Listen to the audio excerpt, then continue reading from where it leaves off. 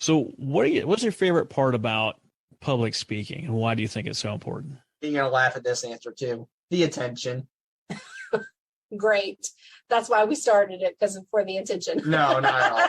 But, it's really what it is, the attention, someone actually hearing me out. I know that there's a funny side, like, yeah, I get all those. Woohoo. Right. But there's a serious side to it that people are hearing it out. Yeah. I think Sam has told me several times, when he was in elementary school, middle school, high school, he wasn't heard. I always listened. Obviously, his family. I mean, we love Sam and we think Sam's perfect. But as far as his peers, people just wouldn't take the time to understand what autism was and to understand Sam. And just because, I teach middle school, I know how they are. If they're not comfortable with you, they don't give you a chance. And so that's just how that age group is. So he felt like he was never heard until he started the podcast and started his mission. And now speaking gigs. And speaking. And so, yeah, I understand what you're saying. People are listening, and he has never felt like they did. So it's a change for him. What is an aspect of autism that you experience that is better in you than it is in other people? Oh, the creativity side of me. I can definitely be a lot more out of the box thinker, and sometimes I think more than her. Sorry. Mm-hmm.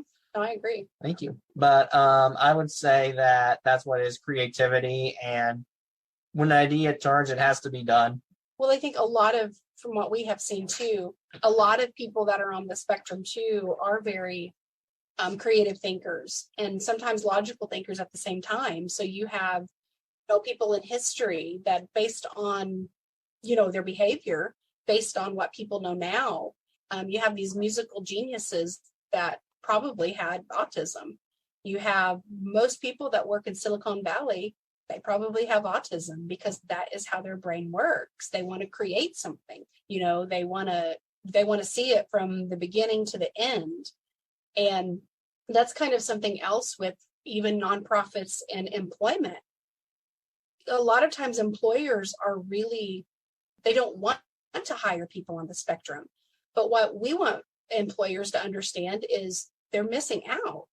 And that population needs to be tapped into, because people on the spectrum, they're punctual. Reliable. They're reliable. They don't want to mess up.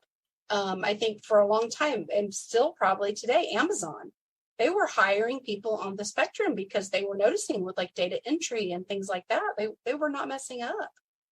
And but I think that employers sometimes don't have the training, or they don't understand, how to give accommodations to somebody that needs it. So that's kind of disheartening sometimes.